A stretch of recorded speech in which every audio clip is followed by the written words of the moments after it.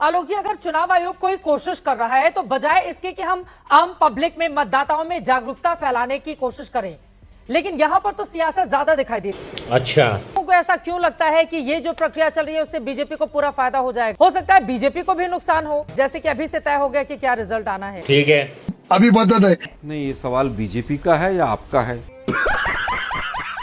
बिल्कुल रश अगर देखें, एक नहीं, दो नहीं, तीन नहीं, बल्कि 7वीं बार ये रोड धसकी और आप देखेंगे कि सुरंग टाइप में ये तब्दील हो गई है। 6 से 7 फीट ये रोड है, धसकी हुई है। 15 दिन पहले इस रोड का निर्माण किया गया था और हालात देखिए आप किस तरह के हालात हो गए। पूरी हमने रोड बनाने में स्पेस टेक्नोलॉजी का उपयोग किया।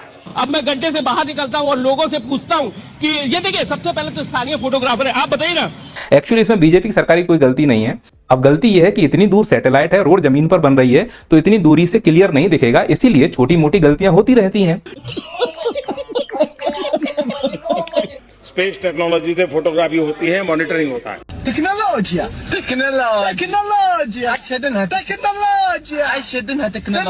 वर्ल्ड हेल्थ ऑर्गेनाइजेशन ने इस पूरे जिले के ड्रेनेज सिस्टम के लिए 500 करोड़ रुपए दिए थे। उसमें मुझे क्या मिला? अरे 250 करोड़ रुपए केंद्रीय मंत्री डकार गया। अकेला उत्तर प्रदेश की जीडीपी में 10% योगदान नोएडा शहर का है, लेकिन उस चमचमाते नोएडा शहर में भी सड़कों में इतने गहरे गड्ढे हैं कि सड़क ढूंढनी पड़े तो गड्ढे हटाने नहीं, गिनने पड़ेंगे। और जो बाकी बचा वो पीडब्ल्यूडी को मिला। तो पीडब्ल्यूडी मिनिस्टर को पूछो ना। मुख्यमंत्री साहब आए, अपना गमछा बिछाया, उसमें 100 करोड़ डाले पार्टी फंड के नाम पे और गांठ मार के चले गए। ये भ्रष्टाचार भी महाराष्ट्र के नांदेड़ की उस सड़क जैसा ही है, जो ऊपर से तो बिल्कुल ठीक लगती है, चमकदार, सपाट, लेकिन इनका असली चेहरा तब सामने आता है जब आप इसे हल्का सा उधेड़ने लगते हैं। बाकी 150 करोड़ का क्या हुआ? बता वो सबने अपने अपने हिस्से का पैसा खाया है और अब ये इल्जाम मेरे सर पे डाल रहे हो। एक रिपोर्ट ये बताती है कि सड़क, पुल, स्कूल, अस्पताल, भवन, एयरपोर्ट, पानी बिजली की लाइन, सीवर की पाइपलाइन और डैम जैसे जितने सरकारी प्रोजेक्ट हैं, उनमें ऊपर से नीचे तक हर काम की रिश्वत पहले से तय होती है। हमें तो सिर्फ 25 करोड़ मिला और वो भी हमने काम में लगा दिया। हाँ, मालूम है।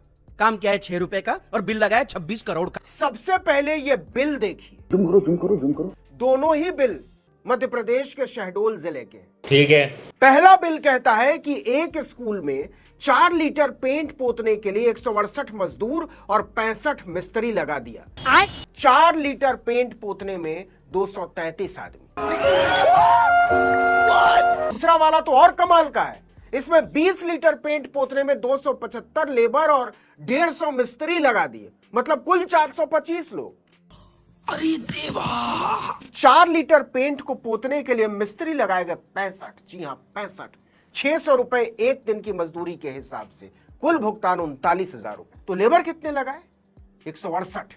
जी हाँ, 4 लीटर पेंट पोतने के लिए 168 मजदूर, एक मजदूर की दिहाड़ी 400 रुपए, कुल भुगतान 67,200 रुपए मात्र। ये गड़बड़ है बाबा। तो 3 आदमी ने मिलकर 1 कप चाय के बराबर पेंट पोता दिन भर में। इन सब को मिलाकर 2,31,650 रुपए का भुगतान किया गया। देखा आपने लापरवाही का नतीजा है। हमारे यहाँ ऐसा ही होता है। तरक्की सिर्फ मोदी के राज में हो सकती है, बाकी पप्पू के राज में कभी हो ही नहीं सकती है। दीदी, ये एक्ट ऑफ गॉड नहीं, ये तो एक्ट ऑफ फ्रॉड है, फ्रॉड। बात तो सही है। ये मेट्रो ना मोदी के राज में मिली इन्हें। एयरपोर्ट की शुरुआत हुई थी वो मोदी के राज में हुई है। अरे ये तो पता नहीं एटॉमिक पावर मोदी के राज में बना कि किसके राज में बना। ठीक है, गलती इनकी नहीं है, जो किताबों से दूर है वो मोदी के लिए मजबूर है। 50 साल पहले इस देश के अंदर लोकतंत्र को समाप्त कर दिया गया था। क्या बात कर रहे हैं बाबा? और आज आप पोथी लेके घूम रहे हैं, यानी कागज लेके घूम रहे हैं कि लोकतंत्र समाप्त कर देगी भारतीय जनता पार्टी 2024 के चुनाव के अंदर। तो कैसे भुला दिया जाए? रुको जरा, सबर करो। आप बोलिए। सवाल पूछा, मैं जवाब। जी। बिल्कुल, 50 वर्ष पहले क्या हुआ सारी बात करनी चाहिए, लेकिन 1 सेकंड। अब अघोषित इमरजेंसी का एक बहुत छोटा सा एग्जांपल आपको दूंगी। आप मुझे बताइए अमीश भाई, आखिरी डिबेट आपके चैनल पर अनएम्प्लॉयमेंट पिछले 45 वर्षों में सबसे अधिक हो गई, इस पर कब हुई थी? फूड इन्फ्लेशन 12.5% सबसे अधिक हो गई, इस पर कब हुई थी? हमको नहीं पता। जीडीपी की धज्जियां उड़ चुकी है, इस पर कब हुई थी? हमको कुछ नहीं पता। तो आप तो दिखाते हैं सेकंड हैंड सपना, प्लान फेल अपना तो नेहरू जपना। इस देश में अंग्रेजी बोलने वालों को शर्म आएगी, ऐसा समाज का निर्माण अब दूर नहीं। इस बयान में आपने अमित शाह का दर्द समझा है क्या? क्यों बोला उन्होंने कि अंग्रेजी बोलने वालों को शर्म आएगी? मैं तुम्हें अंदर की बात बताता हूँ। जुम करो।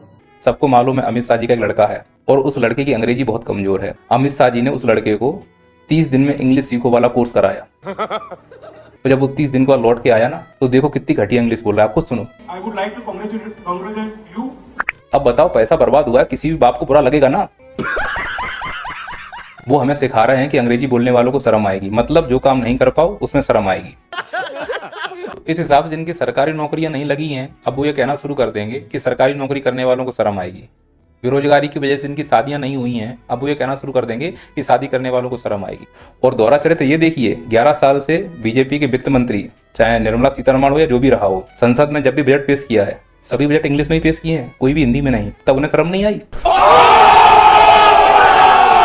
और मैं देशवासियों को भी कहना चाहता हूं कि मैंने एजेंसियों को भ्रष्टाचार और भ्रष्टाचारियों पर कड़ों से कठोर कार्रवाई करने के लिए खुली छूट दे के रखी है। बिल्कुल ऐसा ही होना चाहिए मोदी जी। पर व्हाट अबाउट हिम कि जिस पर बीजेपी ने 70,000 करोड़ के घोटालों के आरोप लगाए हों, उसे अपने पाले में बुलाकर उप मुख्यमंत्री बना दे। यही नहीं, अभी और सुनिए। क्या मोदी की गारंटी का मतलब यही है? भ्रष्टाचार के खिलाफ कार्रवाई की गारंटी यही है कि आपने घोटाला करना था, कर लिया, आप चुपचाप बीजेपी में आ जाइए, बीजेपी की सरकार में शामिल हो जाइए, हम कार्रवाई ना होने की गारंटी देते हैं। इन स्टेट्स में ऑपोजिशन की सरकारें एग्जिस्ट करती हैं, वहां पर उन्हें काम भी नहीं करने दिया जाता।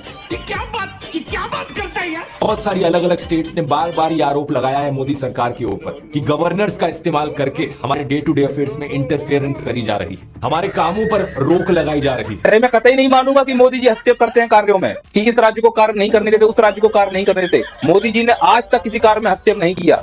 लोकतंत्र की हत्या हो रही थी, मोदी जी ने हस्तक्षेप नहीं किया। मणिपुर जल रहा था, मोदी जी ने हस्तक्षेप नहीं किया। मुझे क्रेडिट नहीं चाहिए। व्यापम घोटाले हुए, मोदी जी ने हस्तक्षेप नहीं किया। ये रेडी वाले जो ठेला लगाते हैं, इनको आकर इस प्रकार से मार दिया जाता है, पीट दिया जाता है, ठेले तोड़ दिए जाते हैं, किसी सरकार ने कोई हस्तक्षेप नहीं किया। ये अयोग्य लड़के जाकर बीसीसीआई संभाल रहे हैं, क्या मोदी जी ने हस्तक्षेप किया? जान दे देंगे इसके लिए, क्या बात कर रहे हो आप? मोदी जी ने कभी हस्तक्षेप किया कि इस प्रकार से बैल बकरी की तरह भर के मत जाइए, हम तुम्हारे लिए दूसरी ट्रेन चला रहे हैं? नहीं, जा रहे हो तो जाओ। कभी भी उन्होंने हस्तक्षेप नहीं किया। आपके ऊपर लाठियां पड़ रही हैं बच्चों के ऊपर, कभी हस्तक्षेप किया? बोले मन की बात में उन्होंने, और तुम आरोप लगा रहे हो कि मोदी जी हस्तक्षेप कर रहे हैं। किसान आंदोलन हुआ, पेपर लीक हुआ, मोदी जी ने कोई हस्तक्षेप किया? कभी नहीं किया। बात तो सही है। इतना नहीं, दलालों को नहीं रोका उन्होंने कि तुम मंदिर मस्जिद मत करो, मुद्दे की बात दिखाओ। इनके ऊपर हस्तक्षेप नहीं किया। बोलने की स्वतंत्रता है, जाने की स्वतंत्रता है, आने की स्वतंत्रता है।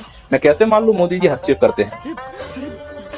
अंग्रेज हम कहते हैं, अंग्रेज हमारा खून चूसते थे। अंग्रेजों ने भी कभी आटे पे टैक्स नहीं लगाया था, अंग्रेजों ने कभी दूध पे टैक्स नहीं लगाया था, अंग्रेजों ने कभी चावल पे, खाने पीने की चीजों पे टैक्स नहीं लगाया था। यही नहीं, अभी और सुनिए। दूध पे टैक्स लगा दिया, छाछ पे टैक्स लगा दिया, पनीर पे टैक्स लगा दिया, आटे पे टैक्स लगा दिया, चावल पे टैक्स लगा दिया, तेल पे टैक्स लगा दिया, हर चीज पे टैक्स लगा दिया। पिछले 75 साल में एक बार भी खाने पीने की चीज पे टैक्स नहीं लगा था।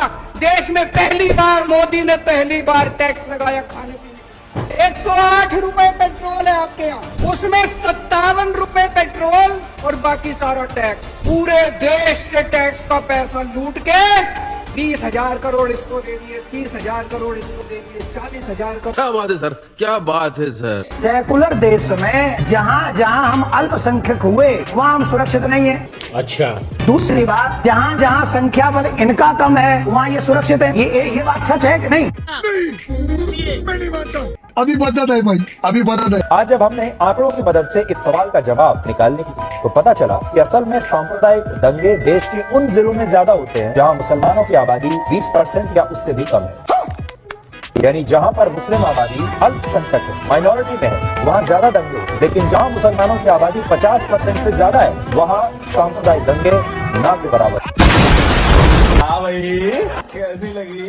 देखो भैया, इस वीडियो को दिल पे बिल्कुल मत लेना, क्योंकि हम सिर्फ एक फनी वीडियो बनाते हैं। हमारा मकसद किसी को दुख पहुंचाना नहीं है, सिर्फ एंटरटेनमेंट के लिए हम वीडियो बनाते हैं। लेकिन वीडियो बनाते वक्त हम भी बहुत कुछ देखते हैं कि हमारे देश में हिंदू मुस्लिम जो है वो बहुत ज्यादा बढ़ चुका है, और हमें जो दिखता है वो मीडिया चैनलों से ज्यादा दिखता है हिंदू मुस्लिम वाला लफड़ा। आज देखो दुनिया कहाँ से कहाँ जा रहे हैं और हम हिंदू मुस्लिम में पड़े हुए हैं। इन मीडिया वालों को देखता हूँ कि हमेशा हमारे इतने बड़े इतने महान भारत देश को सिर्फ पाकिस्तान से कंपैरिजन करते हैं। चाइना से कंपैरिजन हमारे देश का क्यों नहीं हो सकता? अमेरिका से हमारा देश का कंपैरिजन क्यों नहीं हो सकता? जापान और भी बहुत सारे ऐसा विकसित देश है जिससे हमारे देश का कंपैरिजन क्यों नहीं करते ये मीडिया वाले? कब तक पाकिस्तान से हमारे देश का कंपैरिजन करेंगे? हमारे देश का कंपैरिजन तो पाकिस्तान से हो ही नहीं सकता, क्योंकि पाकिस्तान से हमारा देश 1000 गुना बेहतर है। लेकिन क्या हमारा देश चाइना से 1000 गुना बेहतर है या 1 गुना भी बेहतर है? क्या हमारा देश अमेरिका से 1 गुना भी बेहतर है? क्या हमारा देश और भी जितने विकसित देश है, साफ सुथरे देश है, क्या उन देशों से हमारा देश बेहतर है? अगर बेहतर है तो ऐसी हालत क्यों है? अगर बेहतर नहीं है तो क्यों नहीं है?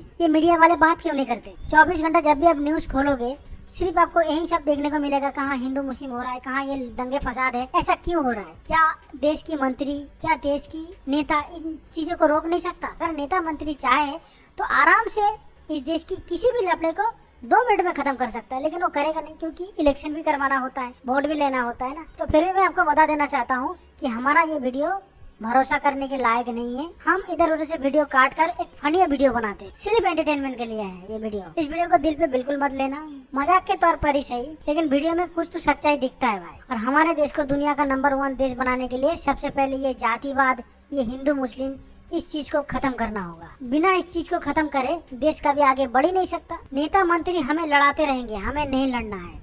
नेता मंत्री हमें बरगलाते रहेंगे, हमें खुद को संभाल लेना है। नेता मंत्री की बातों में हमें नहीं आना है। जो नेता हमारे लिए या जनता के हित के लिए काम करता है, जो देश के लिए काम करता है, हमें उसे चुनना है। अभी नेता मंत्री की बात सुनकर देश को किसने आगे बढ़ाया, किसने नहीं बढ़ाया, ऐसा नहीं है। हमें खुद से एनालाइज करना पड़ेगा कि देश इन नेताओं के जरिए से आगे बढ़ रहा है या जातिवाद बढ़ रहा है या हिंदू मुस्लिम बढ़ रहा है। इसी हिसाब से हमें एनालाइज करके खुद के दिमाग इस्तेमाल करके नेताओं को चुनना है, तभी हमारा देश आगे बढ़ेगा। वरना आप तो समझते ही होंगे। अगर ऐसी वीडियो आगे आप देखना चाहते हो, देखना पसंद करते हो, तो इस चैनल को सब्सक्राइब करो, शेयर करो, लाइक करो, कुछ भी करो, बस वीडियो देखते रहो, सिर्फ एंटरटेनमेंट के लिए। एक बात याद रखना आप सभी लोग, सरकार हमेशा जनता की बनती है। जनता अगर अंधविश्वासी है तो सरकार अंधविश्वासी होगी।